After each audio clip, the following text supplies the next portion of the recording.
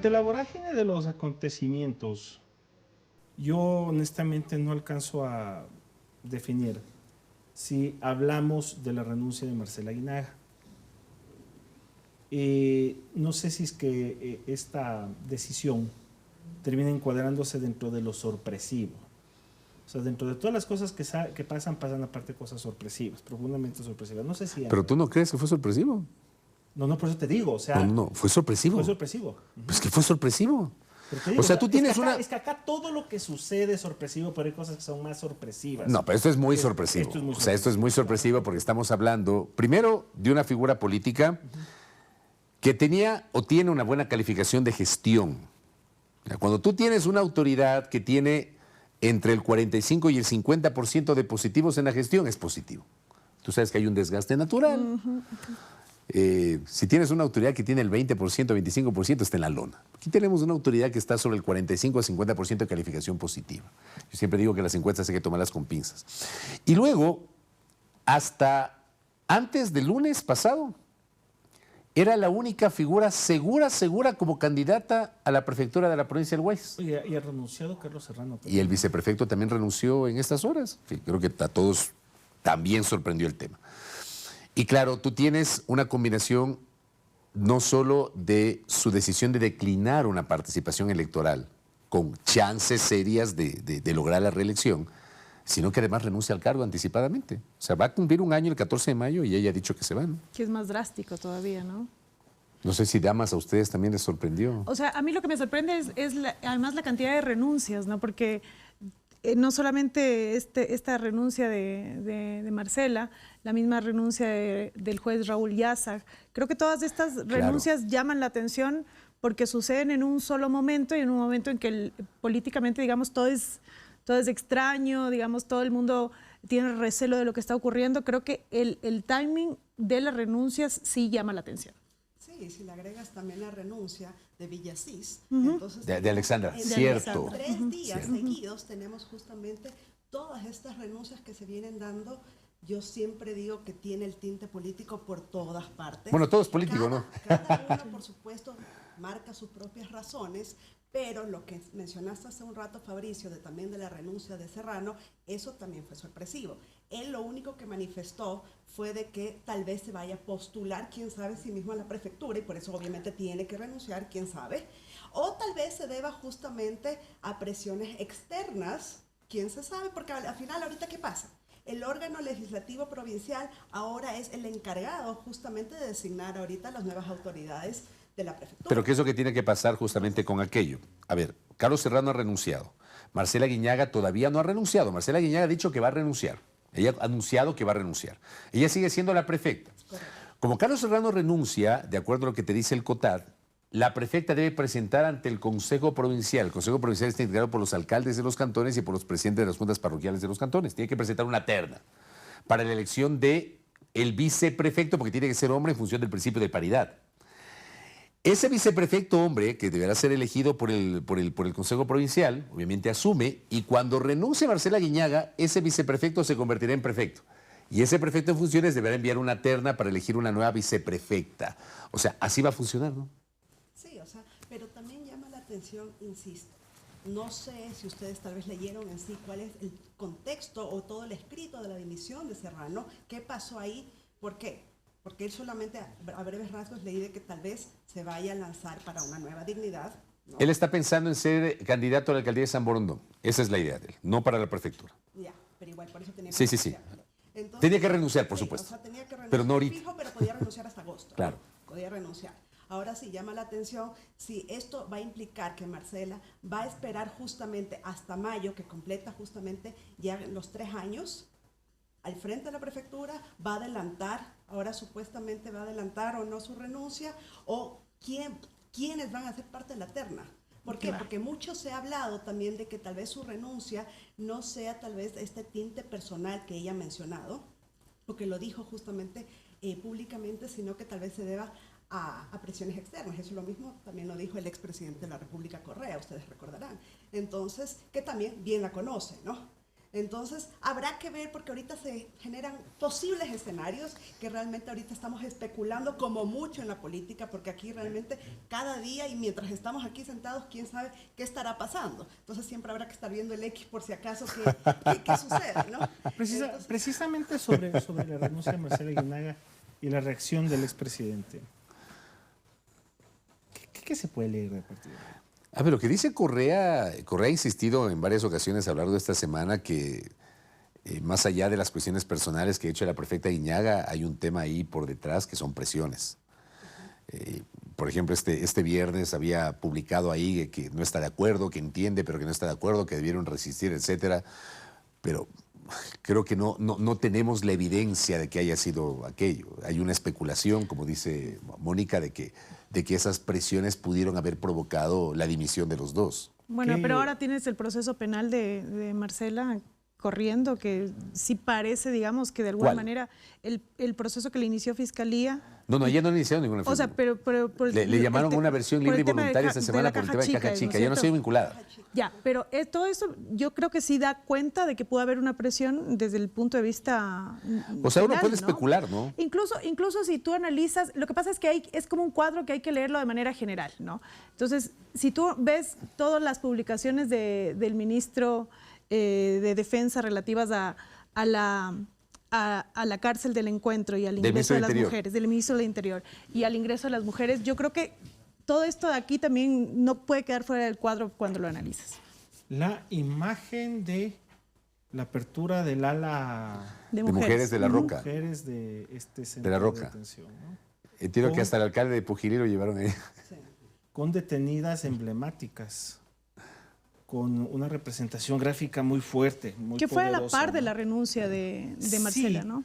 Y so- se prestó para, como dice Claro. Jimena, hay que leer el cuadro Sí, sí. completo, se prestó hasta para la especulación. a eso voy, o sea, abres una sección de una cárcel y lo presentas casi como si fuera una película.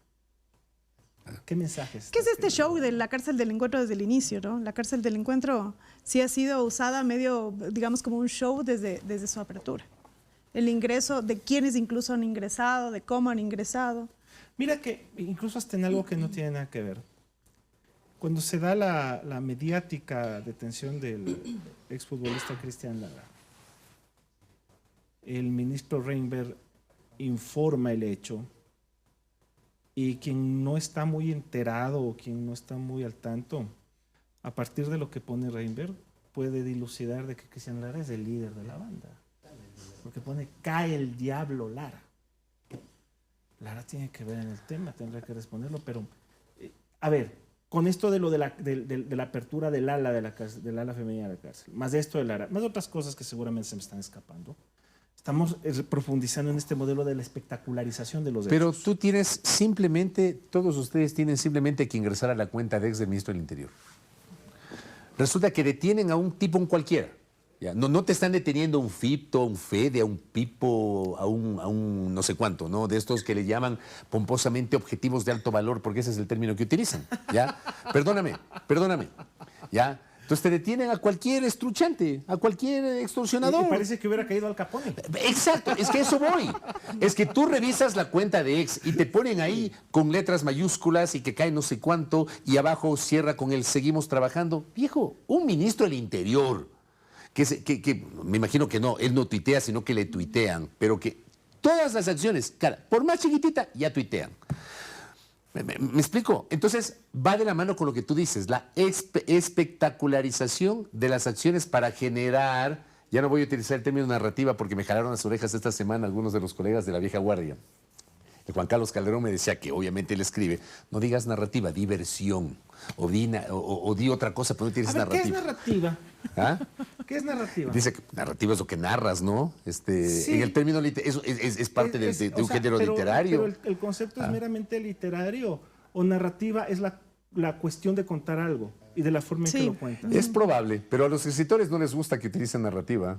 Pero yo creo que algo de lo que menciona Fabricio es cierto. O sea, en primer lugar, es clarísimo que en general la mayoría de autoridades no tuitean ellos mismos, sino que tienen sus propios Claro. medios de comunicación que realmente no son tan buenos, tal vez expresándose. Eso por un lado.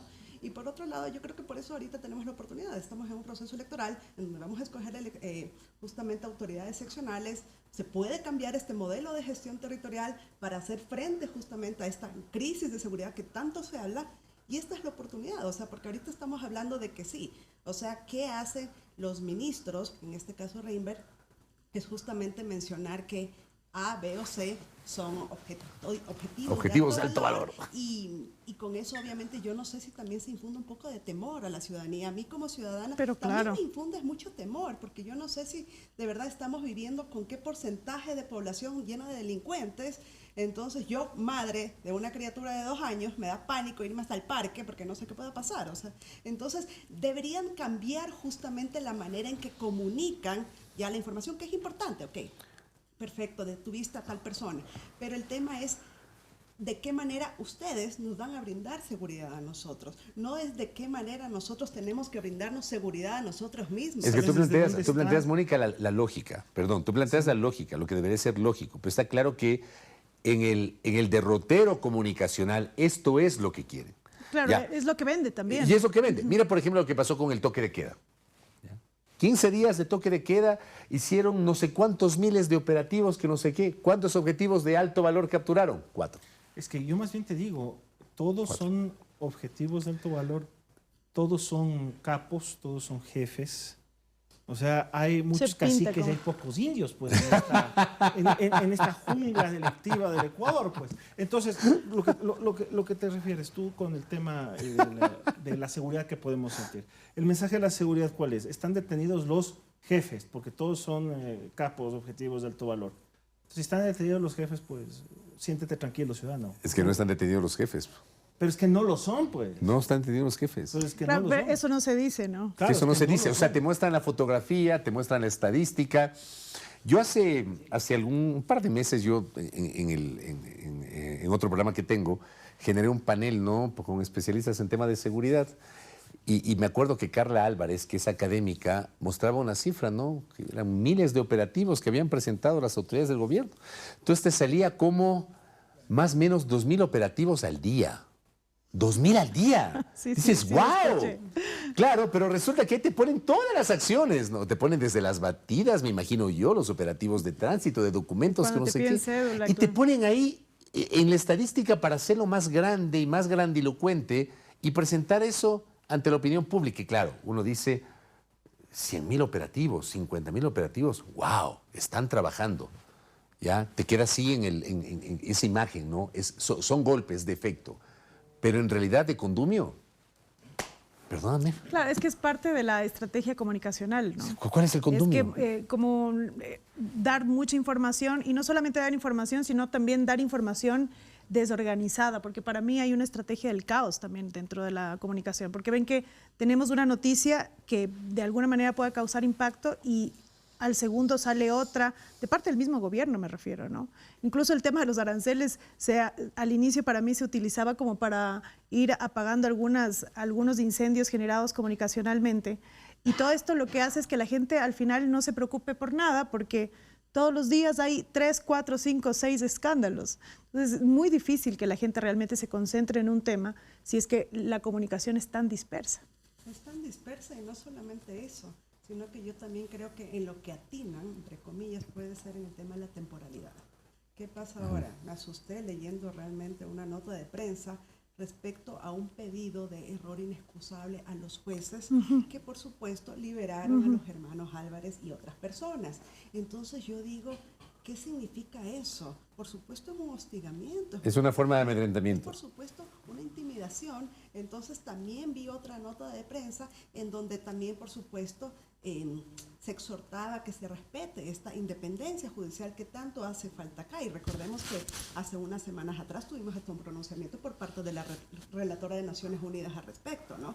Recordemos que hubo el pronunciamiento por parte, o a favor, más bien dicho, del ex presidente del Tribunal Contencioso Electoral, Fernando Muñoz Benítez, que fue sacado de la presidencia de manera ilegítima, ¿ya? Y por supuesto ahora tenemos otros pronunciamientos en virtud de que 3 jueces de manera unánime se pronunciaron diciendo que no cabe la prisión preventiva. Y mientras que sea de manera técnica, argumentada, fundamentada y motivada, yo creo que tienen toda la facultad para hacerlo, ¿no? Pero no puede ser que haya consecuencias por aquello. O sea, tanto hay que tienes a un juez de la Corte Constitucional renunciando también tentativamente por presiones, porque la O sea, eso es lo que especulamos, es lo porque que él no, por eso no- digo, no sabemos. presumimos. Lo que pasa es que la coincidencia de todos esos episodios, lo de- Y Pero- súmale en el tema de la Corte Constitucional también el golpe sobre el incremento patrimonial de los Exacto, jueces, ¿no? exactamente. Entonces, y esto sí que es, como dice Mónica, un golpe a la independencia judicial, porque ya los jueces difícilmente van a poder o van a tener la valentía de decidir en derecho algo si sabes que te va a caer Contraloría, te va a caer Fiscalía.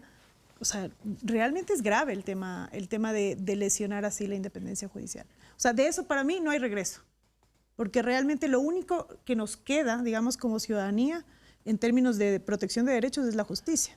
Si dinamitas la justicia, no queda nada. Pero mira, por ejemplo, Jimena, lo que está pasando, yo decía esta semana, no es normal. O sea, lo que ha pasado con Alexandra Villasís, que lo conversamos, tú estabas ahí haciéndole barra a Bolivia en el exterior.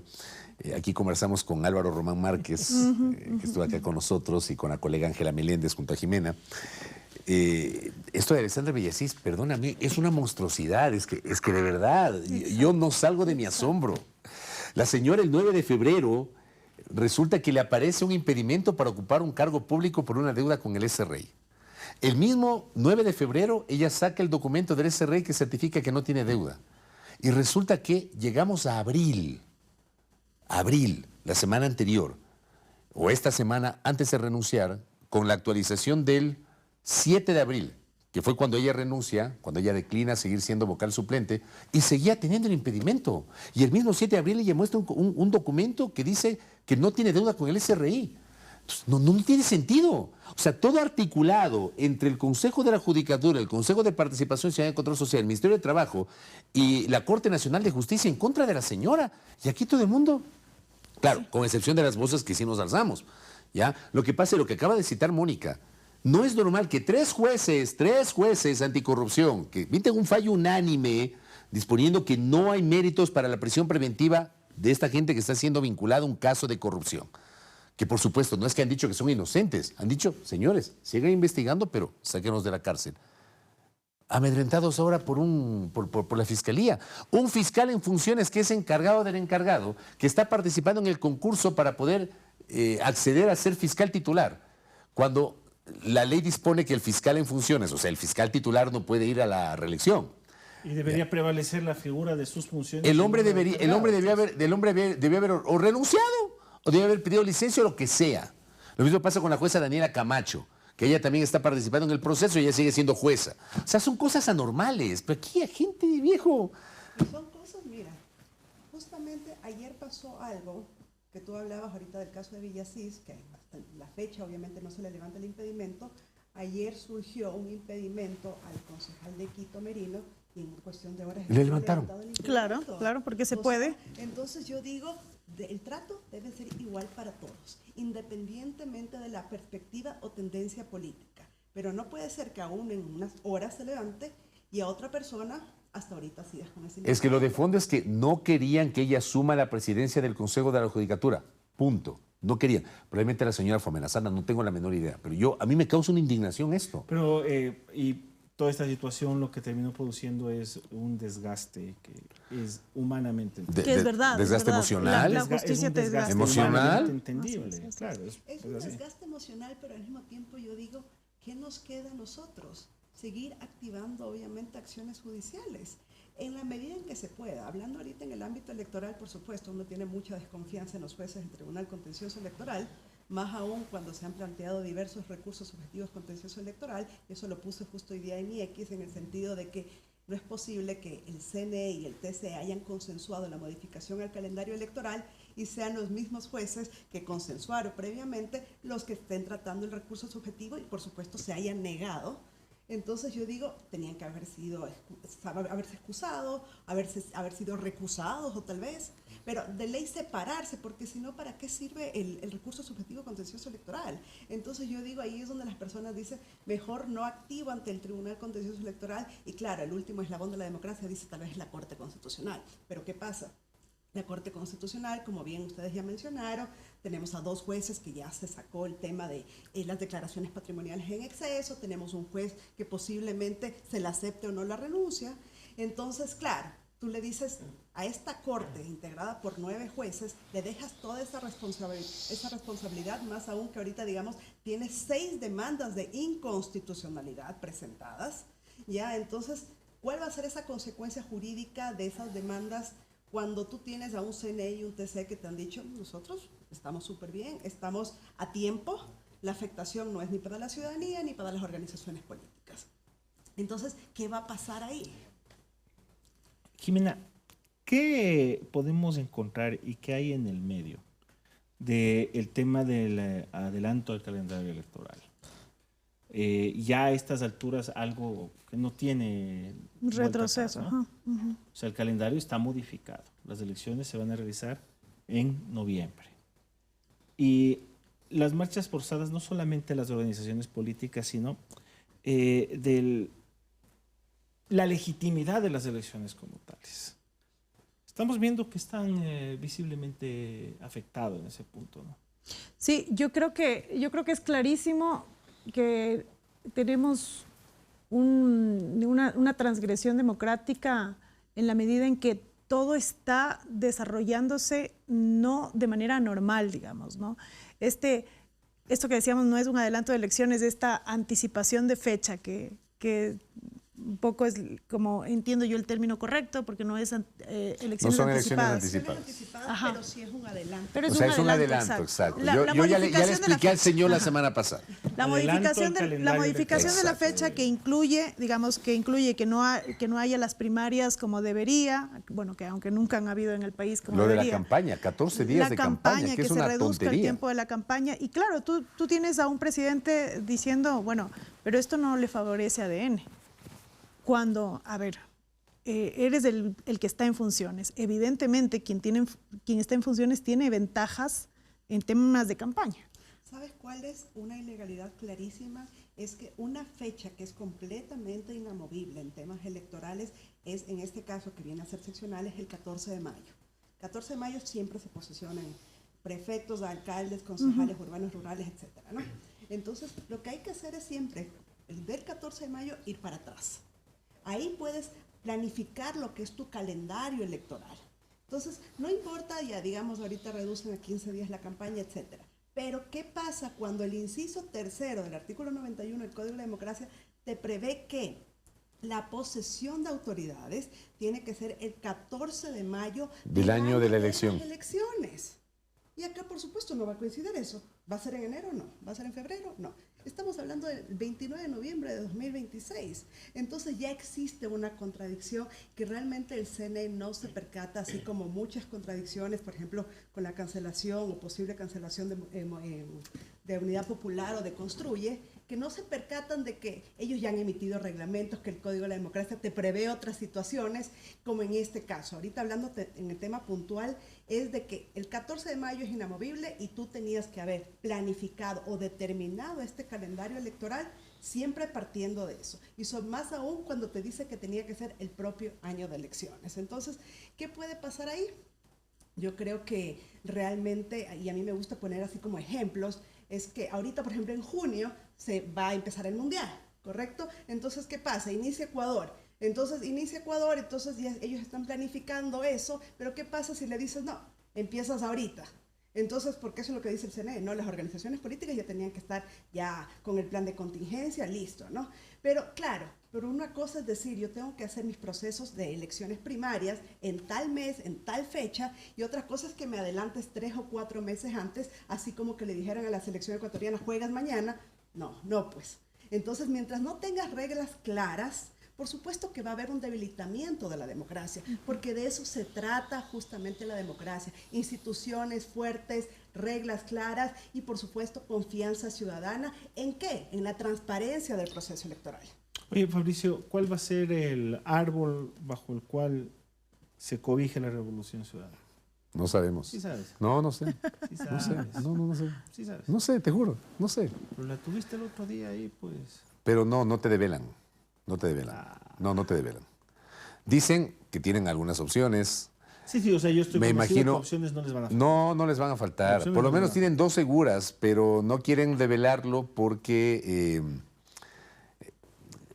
como que el anunciarlo públicamente puede provocar, tomando en cuenta, es también tan enrarecido que por ahí aparezca un CNE que diga... Pero ¿tú Usted crees- también se va pero cancelado. ¿Tú crees que al gobierno, con todos estos alcances que tiene, le resultará más sencillo enterarse noticiosamente que por su propia inteligencia? O sea, deben estar haciendo inteligencia, pues claro. A mí, por ejemplo, el tema este de lo que pasó con Sociedad Patriótica me huele a que es una cuestión relacionada con información. interna. ¿Qué cosa? Cuando apareció Que Lucio, Gutiérrez ¿no? a decir que aquí estamos para olvidar. Y Que le brindan el espacio. Oye, yo pensé que era un meme eso. ¿Por qué todo lo que dice Lucio te parece? No me parece. A ver, no, yo no voy a descalificar No, no es jamás. la primera vez. No. Es que Lucio también tiene unas. Pero lo que te digo, a ver, sinceramente, ¿ustedes creen con absoluta Que Correa va a sinceridad? No, que Gutiérrez ofrezca con sinceridad su partido al correísmo. ¿Y ustedes creen que Correa va a aceptar digamos, Bueno, yo les asumiendo recuerdo, que hay sinceridad por parte de Gutiérrez? recuerdo que Lucio fue el que se prestó también para descalificar Lo a de Jan Topic. Topic, ¿no? Justo eso iba a Pero ahorita está arrepentido. Yo sé, pero más allá del arrepentimiento, él claramente lo hizo, digamos, con conocimiento de que esto le iba a beneficiar a la organización política del presidente, y porque sacaba a Jan Topic de la papeleta. Es decir, me parece a mí que, no sé, digamos, si realmente se pueda confiar mucho en la palabra del señor Pero mira, Gutiérrez, por ¿no? ejemplo, yo quiero ir a algo más de fondo a propósito de lo que decía Mónica, ¿no? Y yo estoy totalmente de acuerdo con que el calendario, que es el calendario regresivo, como le llaman, tú del 29 de noviembre tú vas para atrás y vas haciendo tu planificación, sin duda alguna. Pero también hay un tema de responsabilidad de las organizaciones políticas. A ver, De hacerlo las permanentemente. organizaciones políticas en este país solo se activan en tiempo de elecciones. Claro, sí, Así me digan algunos buenos amigos que son dirigentes de las organizaciones políticas que todo el tiempo estamos activando, que capacitación, que no sé qué. Eso es cuento, no es verdad. Ya. Sí. Por eso el momento que llegan las elecciones tienen problemas para poder armar las listas porque no tienen gente. Yo me acuerdo de las elecciones anticipadas, esas anticipadas del 20 de agosto del Por la año muerte 2023. cruzada. Ujú. Ya. Hay que recordar que previamente el CNE había señalado que todavía no se iba a aplicar el tema de la paridad entre el binomio presidencial, o sea, candidato presidente, vicepresidenta mujer o viceversa. Ya, se lo iba a patear hasta 2025, hasta que hubo una decisión del contencioso electoral, si mal no recuerdo, que señalaba no tiene que aplicar desde este momento. Yo me acuerdo, por ejemplo, el caso más emblemático, ¿no? Que ya el Partido Social Cristiano tenía binomio. Entonces tenía Jan Topic con Pedro José Freile. Entonces Pedro José tuvo que declinar la postulación y empezaron a buscar porque no tenían. Finalmente encontraron a Diana Jacome, Y ¿se esa acuerdan? sentencia fue justo de... Justamente fue una sentencia de ponencia de Ángel Torres Exacto. Maldonado, y yo me acuerdo claramente donde antes del golpe que se dio, del golpe institucional, que fue en agosto del 2024, donde salió el presidente Muñoz, realmente había una conciencia de poder trabajar en esos temas de participación política. Si ustedes se ponen a ver a partir de agosto del 2024 hasta la presente fecha, desde el cambio justamente en la presidencia del contencioso electoral. O sea, ¿tú crees que se ha sentencia- desnaturalizado Por supuesto. el rol del tribunal? Pero vean, mi intención era llegar a este punto, porque yo me acuerdo y conversé con un dirigente de un partido político cuyo nombre me lo voy a reservar, que es además un buen amigo, y me decía, no tenemos cuadros para poner como candidata a la vicepresidencia de la República. No tenemos cuadros. ¿Por qué? Así Porque es, y todos los partidos empezaron a correr. empezaron a correr. De hecho, ¿quién fue la compañera de fórmula del presidente de la República? Exactamente, ese es el No ejemplo. le conocía. El ejemplo paradigmático. A la Ajá, señora Verónica Abad es el caso más paradigmático que te puedes encontrar. tal cual. Luego la trató como que si le conociera de toda la vida. O sea, creo que hubo, me parece, 3 casos en los cuales el candidato presidencial se conocía con la candidata a la vicepresidencia o viceversa. No es la primera vez. Ya. No es la primera vez. Pero lo que te digo es que los partidos, ¿dónde está la responsabilidad de los partidos de formar a sus Sí, cuadros? te doy de la tener razón, su pero, gente? pero este no es, me parece a mí que el cambio de la fecha no era la forma, digamos, de No, estoy de disciplinar, acuerdo con ¿no? eso, ¿ah? porque realmente necesitamos yo sí creo que necesitamos una disciplina real en las organizaciones políticas que parta de reformas al Código de la Democracia que nadie se atreve a hacer. Y que porque no quieren, no les conviene. Porque no les conviene. No les conviene. Y que ya las organizaciones políticas también se responsabilicen realmente de lo que implican primarias, candidatos, incluso para que no haya esto del transfugismo político, digamos, ¿no? Yo creo que también existe el miedo, sobre todo a las mujeres, a querer acceder a la política. Siempre el espacio público político es más complejo para las mujeres, incluso en el tema de recursos económicos, que es fundamental, por supuesto, para ser candidata, ¿no? Entonces, siempre lamentablemente seguimos en un sistema electoral todavía muy paternalista, en donde el querer justamente que una mujer acceda, y sobre todo no como antes, ¿no? Que tal vez te daban el último escaño, el último lugar dentro de las listas, sino que ahora obligatoriamente tienes que estar encabezando las listas, y por supuesto recordemos el tema, o sea, ese es el tema de paridad y de alternancia también, ¿no? Que tienen la obligación de cumplir todas las organizaciones políticas. Pero esto de la paridad ha resultado beneficioso, yo creo que no. O sea, yo creo que por lo menos hablando de los binomios, en el caso de los binomios presidenciales, yo la verdad no veo un beneficio en cuanto a la participación. No, incluso porque no te dejan asumir. Porque cuando te toca asumir, tampoco te dejan. Se le pasó a Verónica Abad, ¿no? Mira, o sea, el fondo de la cuestión es que incluso termina generando casos como el de Verónica Abad. En apariencia puede ser una norma muy abierta, muy participativa, pero la verdad no ha contribuido. Pero la norma es buena, o sea, la norma no es mala per se, me parece a mí, ¿no? O sea, la norma es buena en función de que lamentablemente en este país las mujeres han sido históricamente excluidas. Así es. Ya. Creo que sí hay que diferenciar entre la de la paridad con lo de la alternancia. Porque lo de la alternancia, al ser el legislativo un cuerpo representativo de la sociedad, sí exige esa representatividad proporcional. Pero en cuanto al binomio presidencial, la verdad, y aplica lo mismo para las alcaldías y vicealcaldías. ¿Sabes a mí qué me hace ruido del tema de la paridad en binomios presidenciales? Y yo insisto, a partir de la experiencia que estamos viviendo desde el 2023, que se aplicó por primera vez, que el candidato a la presidencia no se conoce con la candidata a la vicepresidencia. Entonces tú tenías casos, obviamente. Luisa González con Andrés Arauz se conocían, obviamente, son del mismo grupo político. Fernando Villavicencio, que en paz descanse, sí era amigo de Andrea González Nader. No sé si lo seguiría haciendo ahora, pero... No, ahora no. Ahora no creo que hubiese seguido siendo. Seguro que no. Ahora no, pero en ese tiempo sí Luisa eran y Borja amigos. fue, ¿no? Perdón, Luisa y Borja fueron en la última. Yo hablo del 2023. En 2023. Te pongo esos ejemplos. A ver, Diana Jacome fue binomio de Jean Topic. Claro, 2023. claro. ¿No te acordabas? Aquí te refrescamos la memoria, viejo. Creo que mucha gente está en este momento. Claro, Diana fue compañera de fórmula de Jean Topic. Correcto. Claro. Mira. Entonces, claro, tú te encuentras con un montón, la mayoría de binomios no se conocían. Y en 2025, Ese creo que era un ejemplo que no se conocía. Peor en 2025. Porque además algunos se armaron al apuro, pues.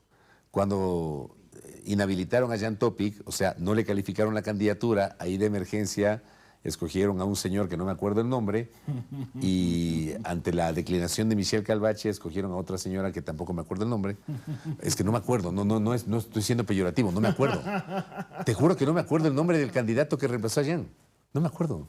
No, imposible. Inubicables. Es que no me acuerdo, perdón. Inubicables. No me acuerdo. No, sí. O sea, yo creo que otro tema también es que la obligación que tienen las organizaciones políticas de prepararse, sobre todo para poder permanecer en el Registro Nacional Permanente de Organizaciones Políticas. ¿Por qué? Porque si no saltan obviamente a la luz estos inconvenientes que están teniendo algunas organizaciones políticas que ya han sido notificadas en el sentido de no cumplir con los requisitos del artículo 327. Oye, Mónica, ¿qué hacen con el fondo partidario? A ver, la ley te dice qué es lo que tienen que hacer. Que es formación. Pero en la práctica, ¿qué hacen con el fondo partidario? Mira, yo creo que eso es uno de los anhelos o deseos, por eso vamos a pelear con el deber ser y el ser. El fondo partidario es una buena iniciativa realmente. ¿Por qué? Porque debería ayudar a las organizaciones políticas en cuanto a la formación y capacitación de sus Es que yo sí estoy de militantes. acuerdo con el fondo partidario, por si acaso. Sí. Yo sí estoy de acuerdo con que recursos públicos se inviertan en la formación de la gente en la política. Estoy totalmente de acuerdo. Porque recordemos que lamentablemente en el Ecuador no existe esta carrera política Así es. que existe en otros sistemas electorales y por eso tal vez funciona. ¿Por qué? Porque estás tan enraizado en tus principios ideológicos, entonces tienes esa convicción. Y en esa convicción de que no mañana tú vas a venir conmigo y después te vas acá con Jimena y etcétera. ¿Por qué? Porque tú tienes tus principios muy marcados. Entonces, este fondo partidario sí te sirve para esa formación y esta capacitación. Un 70% destinado para aquello, que es bastante importante. Pero me estás hablando del deber ser. Sí, pero ¿qué pasa? Pero recordemos que también en el ser tú tienes que reportar qué está pasando con el fondo partidario. Es uno de los graves problemas que tiene Sociedad Patriótica, que no puede obtener el fondo partidario por más que tiene derecho a acceder, no tiene el derecho a recibir. ¿Por qué? Porque tiene un problema de la caja transitoria como desde el año 2019 que vienen peleando. Entonces, por supuesto, si las organizaciones políticas no tienen este apoyo económico. Pero yo me acabo de enterar eso de la Sociedad Patriótica, porque, a ver, si uno se remonta un poquito más atrás, la Sociedad Patriótica tuvo problemas e incluso tuvo alguna sanción, porque dentro de los documentos estos que sirven de soporte para justificar el uso de la plata, había ahí una factura de una clínica porque resulta sí, que entregaron para una vaginoplastia, me parece que se llama el término una reconstrucción vaginal. Entonces, claro, tú te preguntas, y este tipo de cosas son las que provocan el repudio de la gente que dice, utilizan la plata del Estado ¿para qué? Para una reconstrucción vaginal. Entonces yo no entiendo cómo un partido político que además tuvo un presidente de la República y que me acuerdo que en el 2003 era la segunda fuerza parlamentaria en el Congreso Nacional, hermano, en 2003, la segunda fuerza parlamentaria, ¿ya? Resulta que se deja ver en esas. Por eso yo te preguntaba, ¿qué hacen con la plata? Por eso yo te digo, uno de los mecanismos de control que no resulta, porque es una correlación, una corresponsabilidad también, Consejo Nacional Electoral y organizaciones políticas, ¿no? ¿Por qué? Porque el Consejo Nacional Electoral tiene la obligación de decirles, a ver, organizaciones políticas, yo les di tal fecha, el fondo, ustedes tienen que reportarme, ¿qué está pasando? ¿A quiénes están capacitando? ¿A quiénes están formando? ¿Cómo se está haciendo? Pero no pasa, ¿no? Y eso llega al TC. Y después, por supuesto, llega el contencioso electoral y el contencioso tiene que resolver el tema de, en primer lugar, si tienes derecho a acceder, que es una cosa, y una cosa que yo te digo, ya tienes derecho a acceder, pero tal vez te puedo decir, no tienes derecho a recibir porque adivina que no pusiste un alcalde en la última elección, no tuviste esta curul, no. Entonces, claro, si no cumples con estos requisitos, también te puedes quedar sin el derecho a recibir como tal, o sea, por más que tengas el derecho a acceder. Entonces, si viene esta contradicción en cuanto las organizaciones políticas necesitan, por supuesto, de este recurso estatal, pero también existe la responsabilidad del CNE que deja sin control a las organizaciones políticas, como pasa, por ejemplo, en los temas de gastos. Lamentablemente, desde que el CNE no hace un control a las redes sociales, es un serio problema, realmente. Ahí es donde generalmente todas las campañas se mueven, de todas las organizaciones políticas, en redes sociales, pero no existe un control. Y eso hablábamos la semana pasada con Carlos Aguinaga, ¿no? Que el argumento era que no se podía controlar, pero ahora sí se puede. ¿Sí se puede controlar? Se puede controlar. Se puede controlar. Claro, los reportes de pagos, los reportes de inversión publicitaria, porque la mayoría se centra en ¿qué? En empresas grandes como Meta, que dan reportes de gastos, que dan reportes del movimiento propio mismo. Eso antes no era posible, ahora es posible. Entonces ahora debería estar más regulado. O sea, cuando se pauta. Cuando se pauta, exactamente, claro. O sea, que lo que se controla es la inversión publicitaria que realizan los partidos políticos. Ahora se puede hacer eso. Me parece que o sea, en cuanto a transparencia y en cuanto a control, ese es un paso que se debe dar. El reconocer que las redes sociales y los canales digitales ya pueden ser sujetos de este tipo de fiscalización. Hermano, en el fondo no les interesa. No Claro, les no. interesa. A pesar de que este ya va a ser su octavo proceso electoral, el de esta composición del CNE. Y digamos, tú ves que no tienen como la más mínima voluntad de controlar, o cuando controlan, que es lo que ha sucedido últimamente, lo hacen, digamos, con esta idea de pueden estarlo haciendo por conveniencia política. Pero ¿se lo puede hacer con la actual legislación y solamente reglamentando o hay que reformar el Código de Democracia Única? Sí, yo creo que, bueno, en primer lugar, yo creo que te está yendo como muy poquito diciéndole 8. Ya tienen como más de 20 procesos electorales que llevan a cabo ya. No, lo que tienen son 8 años. ¿Ya? 8 años. pero más de 20 procesos electorales, ¿no? Estos mismos consejeros. Atamaín y Sí, los vocales. Sí, los mismos consejeros. Atamaín, Cabrera y Acero, por lo menos, los tres. Sí, y Pita. Y Pita. Pita. Sí, porque recordemos que la consejera Nájera subió en virtud de En reemplazo de Luis Verde Soto Custode. Exactamente.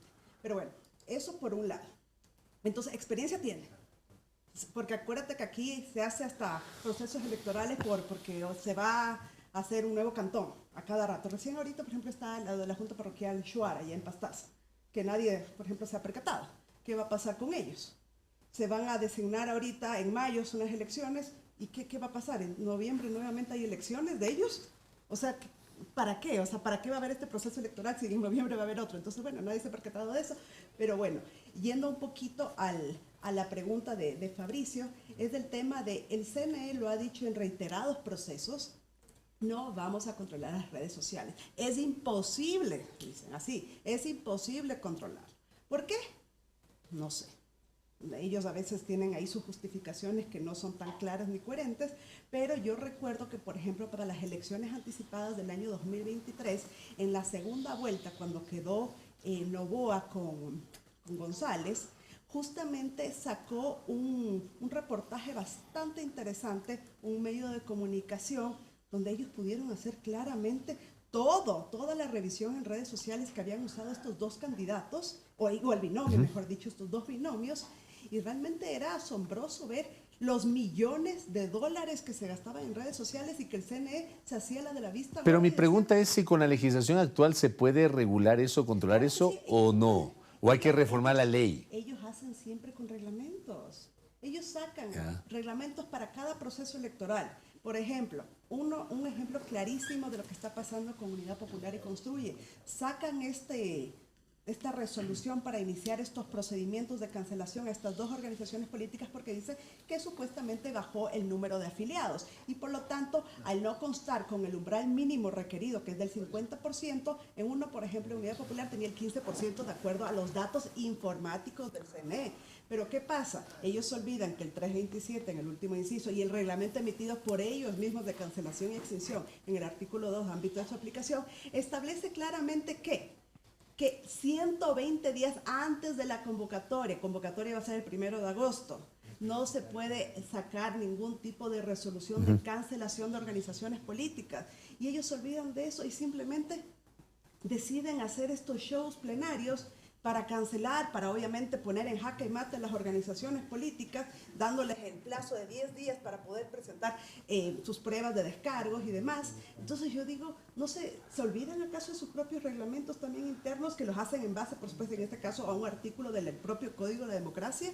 Entonces lo mismo pasa acá con lo de las redes sociales. Ellos también, cada vez que quieren sacar sus propios... Pero yo creo que sería bueno que el Código de Democracia, así como ocurre con el gasto electoral, que sí lo establece el Código de Democracia y establece los límites, se incorpore allí un acápite vinculado al manejo de redes sociales, a la pauta en digital, ¿no? Pero tú recordarás que el año pasado hubo en la Comisión de Justicia justamente planteamientos a la reforma al Código. Y no les interesó, Mónica. Pues por eso te digo, es que no les interesa. No es solo un tema del CNE, es un tema de la Asamblea. Oye, el año pasado, es que no hay que olvidarse, el problema es que este país que tiene memoria corta.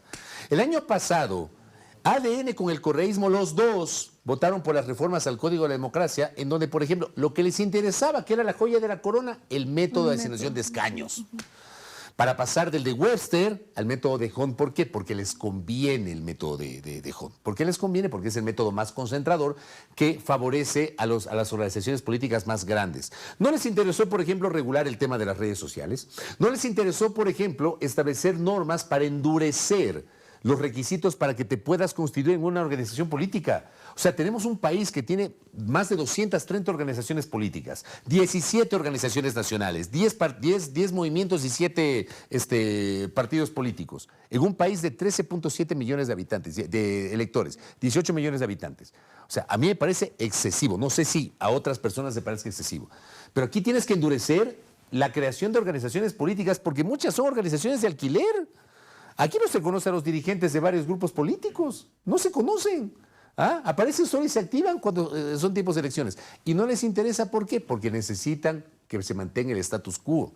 No les interesa, por ejemplo, y por eso el presidente de la República vetó el proyecto para sancionar el transfugismo político. Estos aventureros que llegan auspiciados por una organización política y de pronto se cambiaron de camiseta y empiezan a hacerse independientes y empiezan a negociar con el gobierno de turno, en algunos casos hasta extorsionar. No les dio la gana, no quisieron, no les interesa. El transfugismo es funcional al poder. Así es. Y es uno de los daños más grandes que la democracia ha sufrido, sobre todo en la tarea representativa, ¿no? ¿Tú te acuerdas de la génesis del juicio político Arajic? Te voy a tomar la lección. Tú que eres un estudioso y un leído y escribido. Dije escribido por si acaso, escribido, leído y escribido. Es el uso de gastos reservados para Sí, pero ¿te acuerdas cuál fue la génesis? la columna de Jorge Vivanco. Exactamente, el hombre sabe, ¿no? El hombre sabe. ¿Te acuerdas cómo se llama la columna? Chantaje y más chantaje, de Jorge Vivanco Mendieta. ¿Qué te decía esa columna, damas, ustedes que son más jóvenes? Gualávil es joven. En esa columna resulta que a Jorge Vivanco Mendieta, el vicepresidente Alberto Dajic, le reveló esta actitud extorsiva de los mal llamados diputados independientes en el Congreso Nacional entre el año 94 y 96. Esto fue en el año 95. Entonces, que le sacaban como 200 millones de dólares, 200 millones de sucres al gobierno, que querían controlar las eléctricas. En ese tiempo creo que era Inecel todavía, y era Emetel, que era la telefónica, que luego se convirtió en Andinatel y Pacifictel. O sea, pedían canonjías aparte de la plata. Entonces Vivanco coge y hace la columna, y esa es la génesis efectivamente del caso de los gastos reservados. Hablando del transfugismo, tú tenías diputados mal llamados independientes que extorsionaron al gobierno de Udán Ballén. Y esto ha pasado siempre. Y me parece increíble que no se sancione esto. La democracia debutó en el 79 con un caso de transfugismo. ¿Cuál fue? El clavijazo. El legislador conservador Ezequiel Clavijo por la provincia del Cañar, que se necesitaba el voto su voto para terminar eligiendo a Astad Bucaram como presidente del Congreso. Y resulta que el diputado Clavijo rompe la línea del Partido Conservador y vota por CFP. Y a los pocos días el diputado Clavijo aparece con una beca para estudiar arqueología en México. De frente, de frente. Y el gobierno de Roldós, el gobierno de Roldós. Un patricio, un gestor de la democracia, un hombre importantísimo en la historia del país, pero en su gobierno pasó esto. Pero es que de hecho esta composición de la Asamblea Nacional, la composición oficialista está plagada de asambleístas de otras organizaciones. Perdón, ese es el término. Exacto. O sea, tú tienes a la bancada de ADN integrada por legisladores camiseteros. Bueno, muchos de los grandes escándalos de la política internacional han empezado por el transfugismo. Los Vladivideos empezaron por el transfugismo. O sea, el primer Vladivideo que se conoció fue el de Vladimiro Montesinos entregándole dinero a Alberto Curi para que se salga del partido de Alejandro Toledo y empiece a votar con el fujimorismo en el Congreso. Ahí, o sea, ese fue el primer video que asomó y que luego terminó ya en... O sea, lo dejó este caso muy chiquito, ¿no? Que ya luego terminó en cosas mucho más... Oye, yo el Vladivideo, para mí, el que más me impactó fue el del dueño, creo que era de Panamericano, de Frecuencia Latina, no me acuerdo cuál canal era. El de Crucillat, José Francisco Crucillat, que le pone los billetes ahí, viejo. Le pone los billetes ahí al dueño de un canal de televisión. Yo me quedé así. Ese es el que más me impactó, hermano. Es $1 millón hablando de los efectivo en una mesa como esta. Era una montaña que cubría la mesa. Fajos de 100. Sí. Con José Francisco Crucillat, dueño de América. Pues. De América Televisión. Son interrogantes. O sea, ¿por qué pasa eso? O sea, porque no hay más personas que quieran adentrarse en la política, o porque solamente los que ya lo han hecho son la única opción que tenemos. No la quieren soltar, más pero bien. Mira, ¿cuál es una acción efectiva contra el transfugismo? Sancionarlos. Ya, sí. O sea, además de que las organizaciones políticas estén formadas. Hablo de lo punitivo totalmente. ¿Cuál es la sanción más ejemplarizadora y que terminaría o apocaría o minimizaría? La destitución, para mí. O sea, nadie a través del comité de ética. No, debería ser desde una medida preventiva, porque siempre lo vemos ya cuando ya está realizado algo. La medida preventiva es que las propias organizaciones políticas no acepten aquello, no acepten a candidatos de otras líneas o tendencias políticas, pero por supuesto eso no va a pasar. Yo No, sigo hablando eso de no va a verse- pasar. Yo sigo hablando. Ya me de lo estás que- hablando de lo lindo. desde el mundo con hitos, Yo sigo Mónica. hablando, sí, desde esta teoría utópica de, Sí, ese es de utópico. Tomás Moro, yo sigo De hablando... lo que dice la ley. Sí, yo ¿no? sigo hablando No. lindo, pero no. Pero el tema es que sí, o sea, lamentablemente a nadie le interesa. ¿Por qué? Porque a la final dices, tú tienes tal vez tu apoyo en tu provincia, tienes también, por supuesto, el dinero para apoyar a la organización política, porque los recursos económicos son importantes. Entonces, por eso se vuelve como un círculo vicioso, ¿no? Porque a la final es eso, la política lamentablemente aquí en el Ecuador, hablando puntualmente en el contexto ecuatoriano, es un círculo vicioso. ¿De qué? De personas, obviamente, que vienen a ser recolectadas, ¿no? Y también con aspiraciones, porque yo he escuchado ahorita que todos son precandidatos. Obviamente yo no sé cómo se llama precandidatos, si no ha habido ni elecciones primarias, pero todos son precandidatos. No, tampoco hay organizaciones políticas que hayan aceptado el auspicio, pero aquí es bonito hablar, o sea... Pero, a ver, ¿qué hay que hacer con los tránsfugas? Llevarlos a la hoguera. O sea, ¿y cuál es el equivalente de llevarlos a la hoguera? Lo que tú dices. Para mí habría que destituirlos porque Sí. porque sí es una traición Yo coincido. democrática. Yo ¿no? coincido. Porque O sea, es una traición a la El hecho ciudadanía. de ser electo por una tienda. A ver, pero depende. Y abandonar la misma. Depende. A ver, Depende. es que eso es lo Ya, que yo quiero depende. saber. ¿Cuál es A ver, ese porque yo sí creo que hay que separar al tránsfuga. Y voy a citar un ejemplo. Ya, Sí, te iba a pedir precisamente que de un citaras un personaje que yo en lo personal respeto mucho, que es Fernando Bustamante, que es un académico. Fernando fue ministro de Estado, fue legislador de la República. ¿Quién puede dudar de la honestidad, de la formación, de la consistencia ideológica política de Fernando Bustamante? Entonces el hombre, creo que fue 2 de diciembre o 3 de diciembre del 2015, el día de la votación de las enmiendas constitucionales para la postulación indefinida. Yo no le llamo reelección indefinida, postulación indefinida.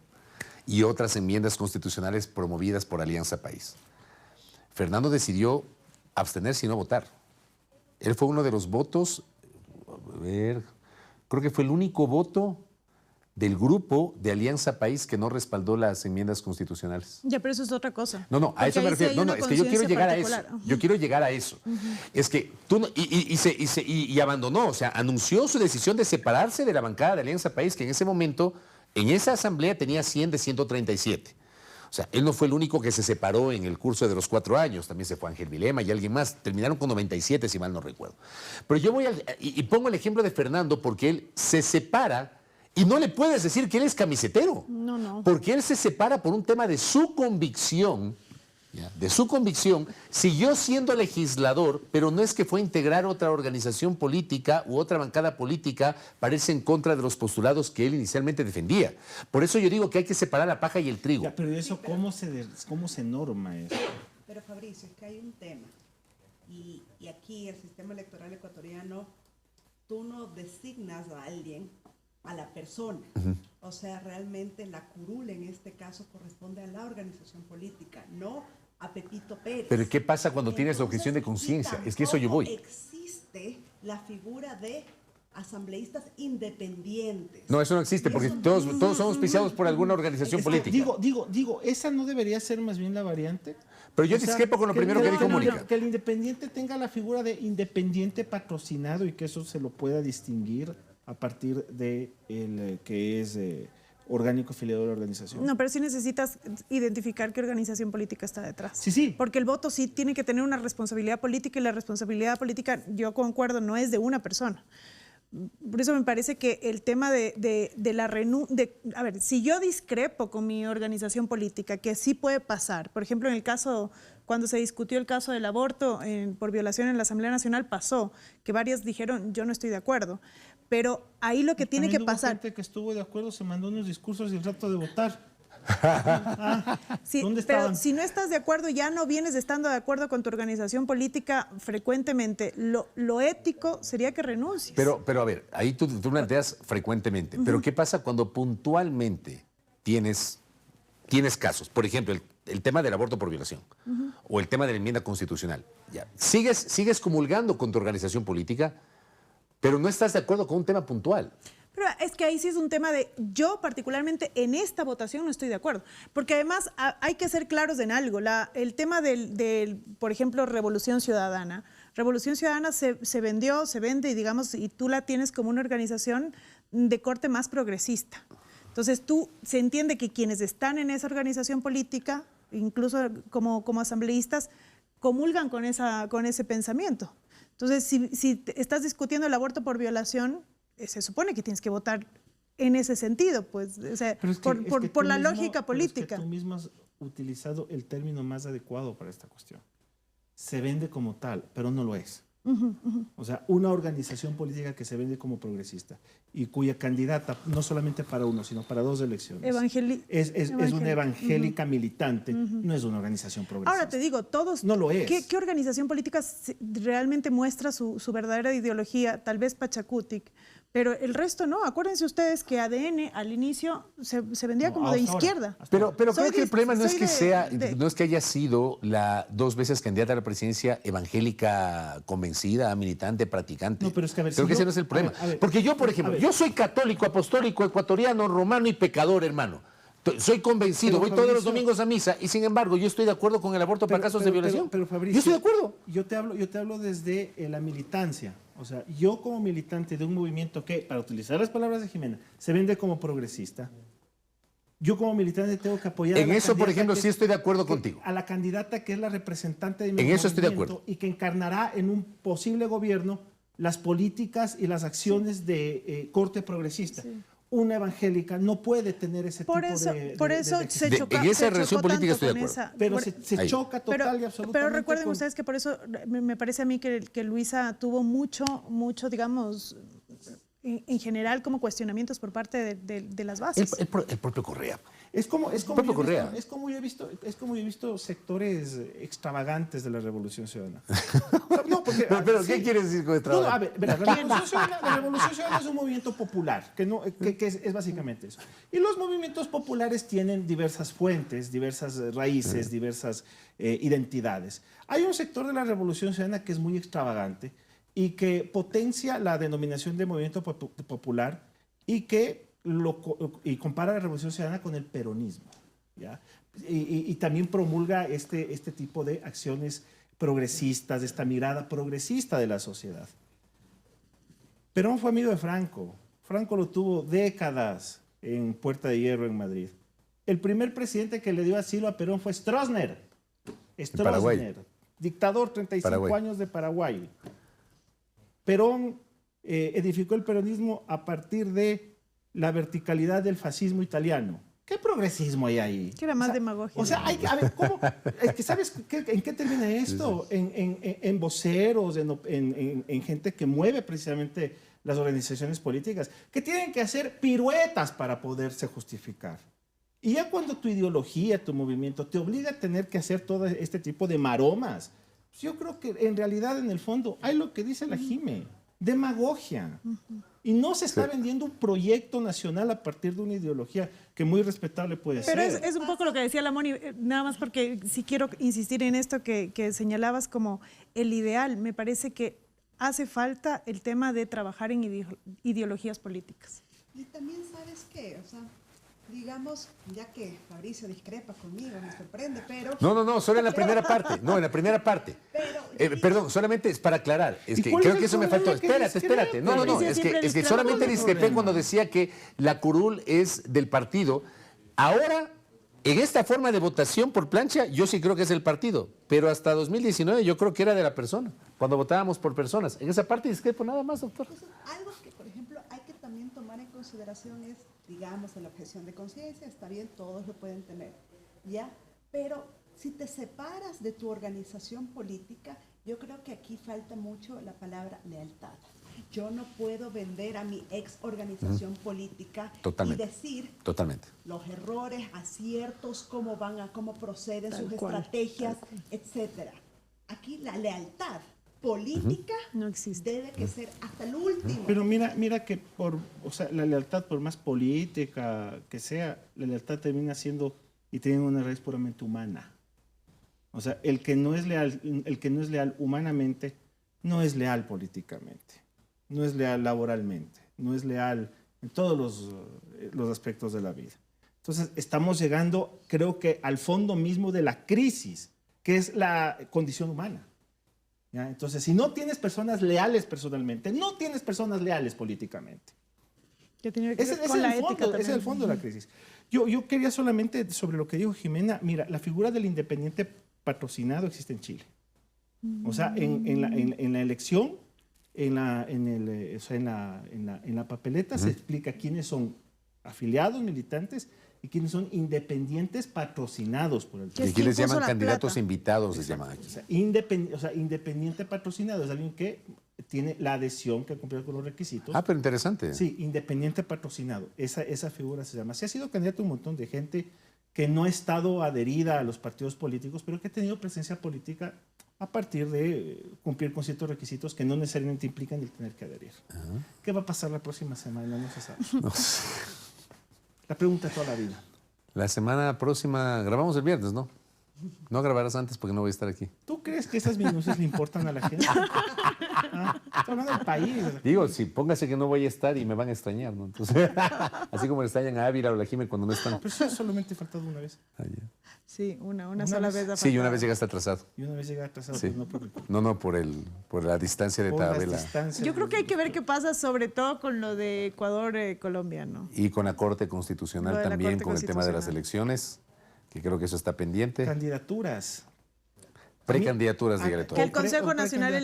Electoral ingrese lo de la enmienda. O sea, ahorita, si hablamos exclusivamente en el tema electoral, ahorita estamos, desde el 8 de abril, estamos en temas de cambio de domicilio electoral.